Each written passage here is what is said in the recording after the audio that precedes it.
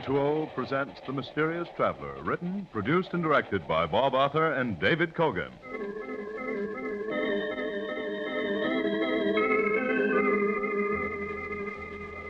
This is The Mysterious Traveler, inviting you to join me on another journey into the realm of the strange and the terrifying. I hope you will enjoy the trip, that it will thrill you a little and chill you a little. So settle back, get a good grip on your nerves, and be comfortable, if you can.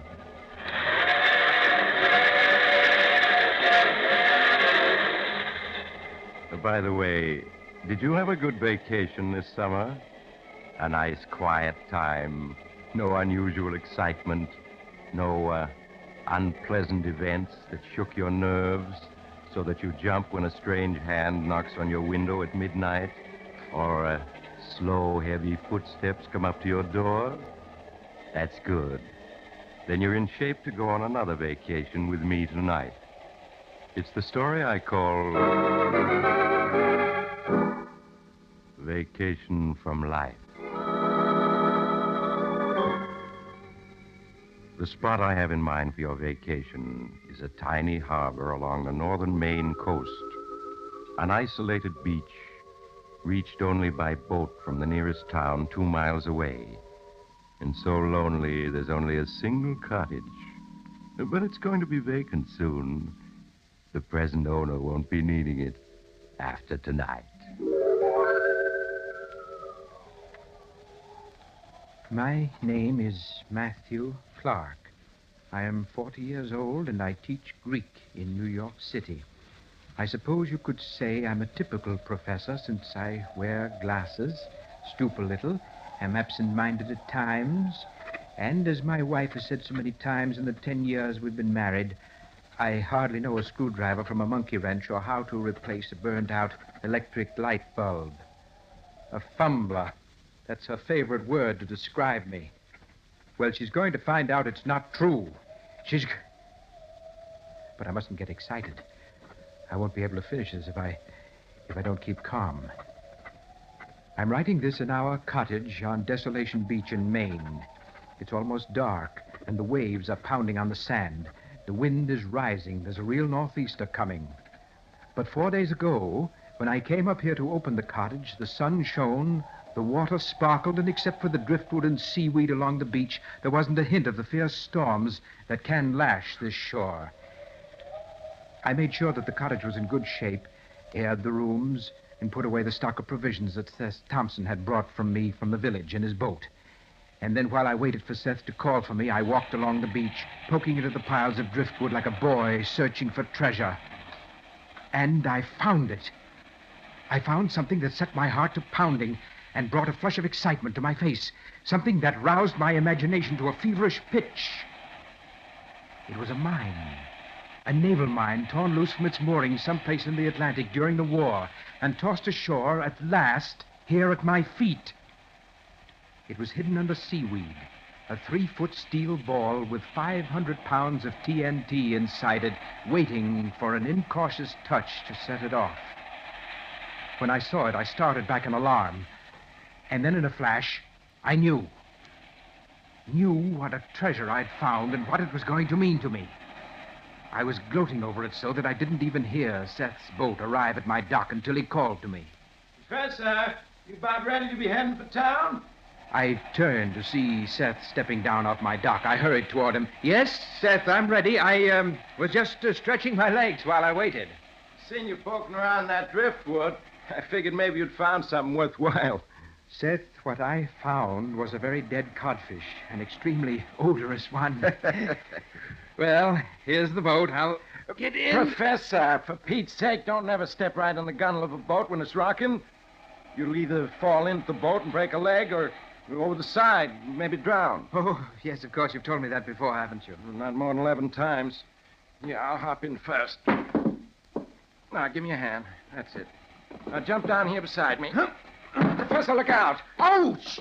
Oh, Professor, when you lose your balance in a boat, don't ever grab the engine. It's usually hot. Let me see how bad you burned your hand.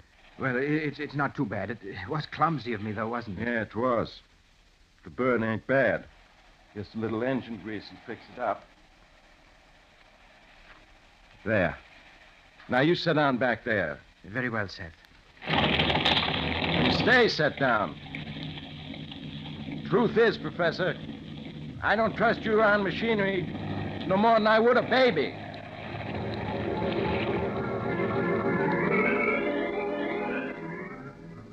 My hand burned painfully, but I was too elated to notice. All the way back to the village, and then by train to New York, thoughts and plans raced through my mind.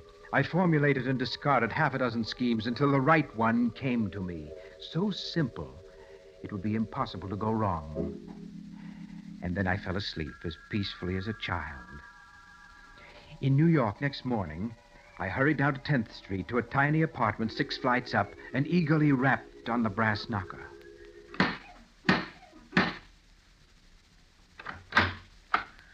Why, Matthew. Matthew, it's you. Yes, Ruth, I know you didn't expect me so early, but here I am. Oh, I didn't expect you so early, but I am glad to see you. Won't you come in? Thank you. I'll make you some coffee. Sit down and be comfortable. I'll only be a moment. As Ruth bustled around making coffee, I sat down and relaxed. The tiny apartment was soothing. There was an atmosphere of peace and quiet about it that delighted me, and Ruth herself delighted me even more. She was small, charmingly feminine. She was a teacher, too, of ancient history. We'd met during one of my summer lectures at the university and quickly found much in common. One of our favorite pastimes was to discuss the life of the ancient world. Perhaps the Punic War or the history of Greece, she from the standpoint of the historian, I from that of a student of the language and literature. Here, Matthew. Drink this. It's hot and strong the way you like it. Thank you. Oh! Oh, look out. You almost dropped it. Why, Matthew, you've hurt your hand. What have you done to it? It's just a little burn, nothing to worry about. Matthew, you must take care of yourself. I'm going to fix that burn. Have some lotion right here and bandages. You just sit and drink your coffee while I take care of it. And tell me all about the cottage and the trip and everything. The touch of her fingers was amazingly soothing, and as she bandaged my hand, I told her of my trip, though I said nothing of the mine that I'd found on the beach. She listened to me as a woman should, with interest and appreciation. She made me forget my clumsiness, my awkwardness at conversation, I cannot deny it, my insignificance in the world. No wonder I loved her with a devotion that my friends would have thought impossible in poor, dull, dry Matthew Clark, professor of Greek. It was with reluctance that I said goodbye when I'd finished my coffee. I know you have to go, Matthew, but sweet of you to drop in. You know that I'd come oftener if I could, Ruth. Of course, Matthew. I understand. Will I see you again before you take your vacation? Of course, my dear. I'll stop in day after tomorrow. And, Ruth... Yes, Matthew? I hope to have some news for you then. Some good news. Oh, Matthew, you mean... Yes, my dear, I hope so. But for now, au revoir. How different it was when I reached my own apartment in Washington Square. Louise, my wife, greeted me with a brisk contempt, which has been her attitude toward me almost from the first week that we were married. Is that you, Matthew? Yes? Oh, so you're home. Yes, I'm home. Safe and sound, my dear. Safe, but not completely sound, I see. That bandage on your hand, what did you do to yourself this time? Oh, I burned myself slightly on the engine of Seth Thompson's boat. Well, you wouldn't be you if you didn't hurt yourself somehow. Who put the bandage on? I see it's fresh. A very nice young lady in the drugstore at the station fixed it. You see, I stopped by to buy some ointment. and she Never thought that- mind the details. Now, I suppose you want me to drop everything and fix some breakfast for you. Oh, no, my dear, no. I had a cup of coffee at the drugstore. Well, thank goodness for that. Well, how's the cottage? I suppose it had been broken into and half our things stolen. Oh, no, it was in fine shape. One of the shutters was blown off, that was all. What about the electricity? I suppose you forgot to have it turned on. No, my dear, I attended to that first thing. The place is ready and waiting for us. Well, I can hardly believe you haven't forgotten something. But I can't stand here talking. I have things to do. I suppose you'll want to rest. Yes, I would rather like a nap. I didn't sleep so very well on the train. Very well. I'll see you at dinner. There's something else I want to talk to you about, but it can wait. Something else she wanted to talk about. Well, there was something else that I wanted to talk about, too. I was sure it would do no good, but I had to mention it. I didn't see Louise again until dinner, and then she wasted no time in coming to the point. Matthew, I wanted to speak to you about your insurance. My insurance, darling? I said insurance, didn't I? Wish you wouldn't repeat my words after me like a parrot. Well, I'm sorry, Louise. It's just that I rather think I'm carrying all the insurance I can afford on a teacher's salary. On a teacher's salary. That's exactly the point. Now, suppose something happens to you. What's to become of me? We certainly haven't been able to save anything. There is my life insurance. $5,000. A pittance in these times. No, Matthew, you must take out more insurance. With your ridiculous faculty for getting hurt, you might easily kill yourself at any time. Well, that's a rather callous thing to say, Louise. It's practical, that's all. Now look at your burned hand. You might just as easily have fallen overboard and drowned as fallen against the engine. Louise, I'm not a child. Which brings me to something that I want to say. Well, say it then. Louise, for some time I felt that you were dissatisfied with me as a husband. Indeed. Go on, Matthew. You seem to look upon me as a rather feeble-witted creature whom you must constantly admonish. I'm sure it can be no pleasure to you to be tied to such a man as you think me, Louise. What are you driving at, Matthew? Well, you have a very fine intelligence and great energy, and you deserve to be a free woman, able to carve a better place for yourself in the world. Yes. You're a handsome woman. You could easily find a husband more worthy of you. Someone like that insurance agent, Kurt von Walter, for instance. And just why do you mention Kurt von Walter? Well, it's just as an example. He's obviously attracted to you, that's all. And so you think I should divorce you? Well, I can't help feeling that you'd be much happier if you did, Louise. Possibly I would be. But I know my duty. Without me, Matthew, you would be quite lost. I'm sure you'd manage to kill yourself somehow within a year. I'm your wife, Matthew. And your wife I shall remain until death, as they say, do us part. Until death do us part. Well, I had tried. I'd done my best to save her. Now I had to go ahead with my own plans. After all, I had a right to some happiness, too. I may be a professor of Greek, but I'm also a man, with a man's ability to love and hate. Yes, to love Ruth and to hate Louise.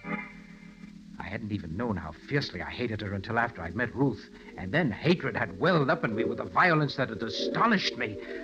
Some men might put up with such a woman for a lifetime, but I'm not one of them. They're the weaklings of the world. Men, real men, take what they want from life, and I was determined to be such a man. The next day, I did as Louise insisted. I called upon Kurt von Walter, the blond, handsome refugee who has become so Americanized that he speaks better English than most Americans, and who sells life insurance to men by flirting with their wives. I don't like him. His easy self-assurance and blatant masculinity revolt me. But my business didn't take long. There you are, Mr. Clark. An accident insurance policy for $20,000. Payable to your so charming wife without a fuss of red tape. Yes, I think it's a waste of money, but Louise wanted it. Who can say what will happen in this uncertain existence, my friend? Up there in Maine, the fierce tides, the slippery rocks, the great storms. At any moment, an accident may snatch a man's life from him. I suppose so, but I don't know why Louise looks upon me as such a child. She's just as apt to get hurt as I am. Very true. So why not a policy to insure her life as well? Court, I'm just an underpaid professor. I can hardly throw money around for insurance as easily as all that. All the more reason you need it. If something happened to the lovely Mrs. Clark, if I say, well, the expenses would bankrupt you. I guess they would. So let me write a joint policy to cover both of you. The premium will only be a little more. Well, all right. I suppose it is the practical thing to do, and Louise always likes to be practical. Of course. When do you leave? Tomorrow evening from Grand Central Station. I'll give myself the pleasure of seeing you off. I may be able to help with the baggage. And for now, au revoir, my friend. So that was that. A fumbler, was I? Incompetent, unable to plan, born to fail in anything. Louise would see. Her life was insured in my favor for $20,000, and Kurt von Walter would have to testify that he talked me into it. 20,000. What freedom that would give Ruth and me. We could travel, see Europe, Greece, visit the very spots where Socrates walked and Plato composed his immortal dialogues. But I concealed my jubilance, lest Louise notice it and suspect something. I paid a brief visit to Ruth to say goodbye and to tell her something of the wonderful future ahead for us. Oh, Matthew. Matthew, I can hardly believe it. Greece, Rome, Venice, all the famous spots of the old world. It'll be wonderful. Yes, we'll live life for a change, Ruth, instead of just reading about it in books. Then your wife, she has agreed to? Yes, she's going to divorce me. I'm not the man for her, and we both know it. Oh, I think you're a fine man, Matthew. Thank you, my dear. But Louise looks at things differently. We'll be back soon and attend to everything then. Very soon. I promise you. Yes, very soon. Much sooner than anyone but myself could guess. That night, Louise and I left on the main express. True to his word, Kurt von Walter, smirking and odious, was on hand to see us off, and Louise made a foolish fuss over him. Oh, you really shouldn't have come to the train with us, Kurt. It wasn't necessary. But of course not. It was a pleasure, dear lady. And the way you carried all our bags. Poor Matthew could never have carried half of them, even if he hadn't burned his hand. Well, on the other hand, I could never have learned Greek. Greek? Oh. Well, I hope you have a fine trip. Thank you. I shall be up that way myself next week. I'll drop in on you. We'll be looking for you, Kurt. We'll never forgive you if you fail us, will we, Matthew? What? Oh, never mind. Oh, dear, it's train time. Goodbye, Kurt. Goodbye, dear lady. Oh, Kurt, you shouldn't have done that. I'm not used to having my hand kissed. In that case, dear lady. Oh, Kurt, you're a wicked man to kiss me like that in front of my own husband. I could not help it. In that case, I forgive you. Goodbye. Goodbye. I shall be seeing you soon. Very soon. Yes, Kurt, very soon.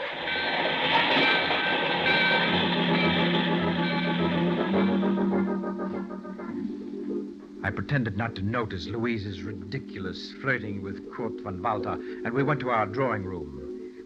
The trip passed quickly, and exactly on schedule, late in the afternoon of the next day, we were in Seth Thompson's boat, approaching our cottage on Desolation Bay. There she be, Miss Clark. Cottage come through the winter right well. Yes, better than I expected, considering that Matthew closed it up last fall. Oh, the beach is filthy, though. Well, storms last winter piled up plenty of weeds and stuff. Oh, really? I expect you can burn it, though. Oh, speaking of burning, how's your hand, Professor? It's getting well, Seth. I'm still clumsy with it, but it's healing. Yeah, them burns can be bad business. I knowed a fella 3 years ago burned his hand and died of it. Yes, sir. Lockjaw. Well, here we are. At last. I'll tie her up and help you unload. Then you folks are all set for your vacation. Only you're going to have kind of nasty weather the next 3 days. What? Why, is a storm coming up? Oh, goodness, the sky has gotten gray since we left the village. And the dear. wind's kicking up. Look at them whitecaps out there. Yeah, we're in for a real nor'easter.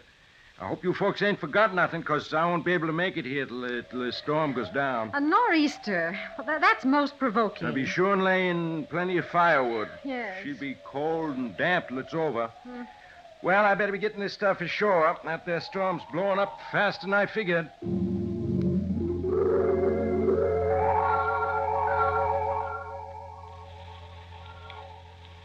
Just listen to that wind. We might at least have had a few nice days to begin our vacation. It is too bad, my dear. Well, you don't seem very concerned about it. If anything, you seem to be quite happy that we're going to have a storm. No, but I'm not. Oh. Now, let's see, everything's put away. Matthew, why didn't you have the phone installed as I asked? The price of running a wire out this far was prohibitive, Louise. Oh, money, money. I'm so tired of not being able to do what I want because it costs too much. Oh, well. Matthew, we need firewood. It's getting very cold, and all we have is that big log beside the fireplace. Yes, of course. I'll go pick up some on the beach. I'll be back in 10 minutes. I hurried out of the cottage. The wind howled and the waves were pounding on the beach, sending white foam flying. I strode along the hard, packed sand, exultant. Everything was working to help me. The storm, my burned hand, everything was combining to aid me, as if I'd planned it so. 100 feet from the house, I found the mine, just as I'd left it, hidden beneath the seaweed. A 3-foot globe of concentrated death, nestling among the driftwood of seaweed and dead fish, covered with barnacles, so innocent-looking, so deadly. Carefully, I lifted the seaweed I'd placed on top of it and exposed the detonating horns, those deadly knobs of metal sticking up from the mine and spelling death to any ship that touched them. Next, I found several pieces of wood nearby, just the right size for our fireplace, and pulled from the sand a length of rope which once had anchored a fisherman's lobster pot. And now came the dangerous part. I had to fasten several pieces of the firewood to the detonating horns of the mine, using the rope to tie them fast. With the wind blowing steadily stronger and the storm coming closer, I worked as delicately as a surgeon. A fumbler was I. Not now. In 5 minutes, the job was done. The driftwood tied securely to the detonating horns. A super booby trap for anyone seeking firewood on that beach. A strong pull on one of the pieces tied to the mine. And afterwards, what evidence would there be? It would be tragic, of course. But really no one's fault if Louise stumbled into a mine while walking on the beach. I'd mourn for a while, and then married dear, sweet, adoring Ruth. I was finished. I put seaweed back to cover the mine, leaving the driftwood on top, where it'd be easy to see and pick up. And then I hurried back to the cottage, and my heart was pounding in my chest with a noise like the thunder of the waves as I flung the door open and entered. Well, Matthew, where's the firewood?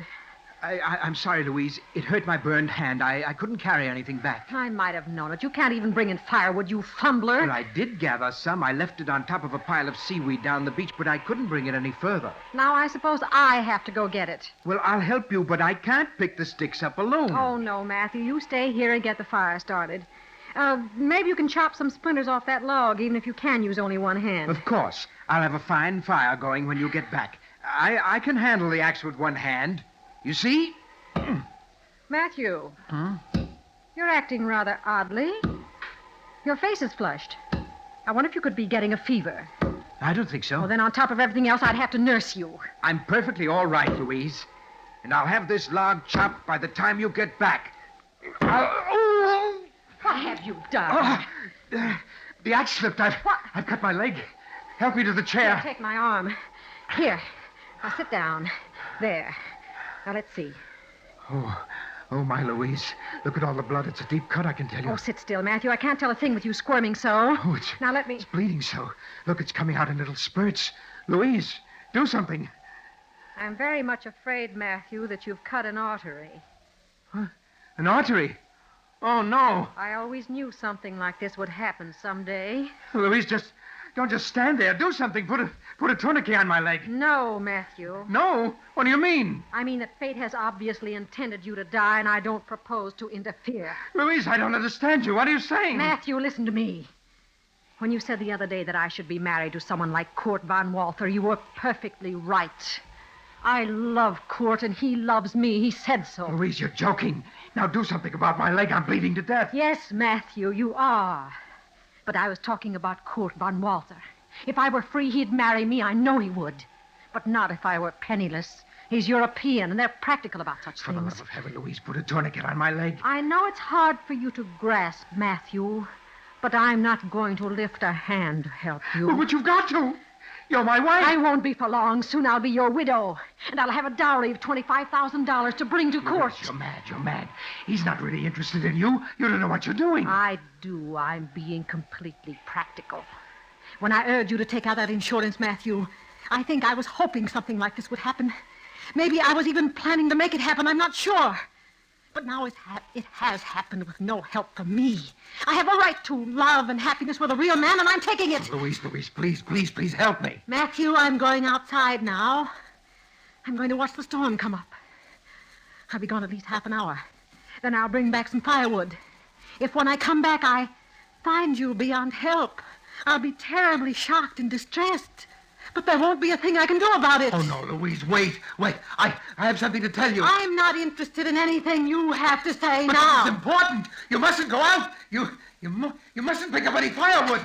Goodbye, Matthew! Louise, come back. Come back.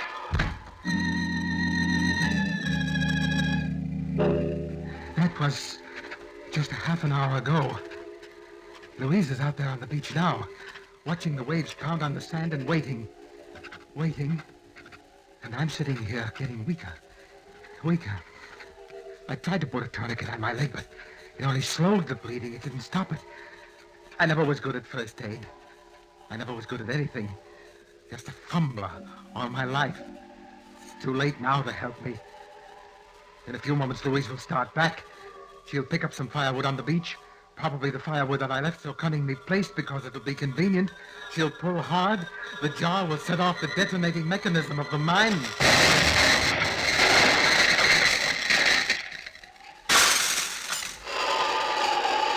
There.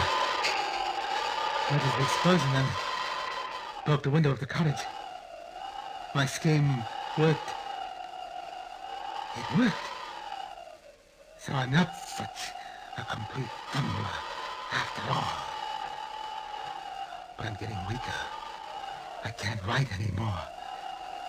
I just want to say that this is my last will and testament. The $25,000 from my insurance policies I leave to the Handicraft Foundation for Boys, to be used in teaching boys how to do things with their hands. I especially direct that it be used in teaching first aid and the use of tools, especially axes. Every boy should know how to use an axe without cutting himself.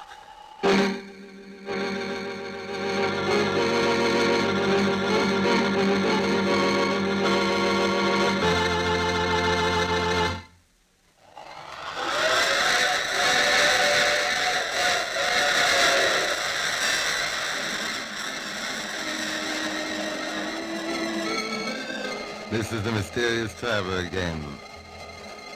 So that cottage is empty now. There's really nothing wrong with it. Just a broken window and a few shingles torn loose by the explosion of that drifting mine that washed ashore down the beach. You could fix it easily. If you'd like to know where it is, I could... Oh, you have to get off here. I'm sorry. But I'm sure we'll meet again. I take this same train every week at this time.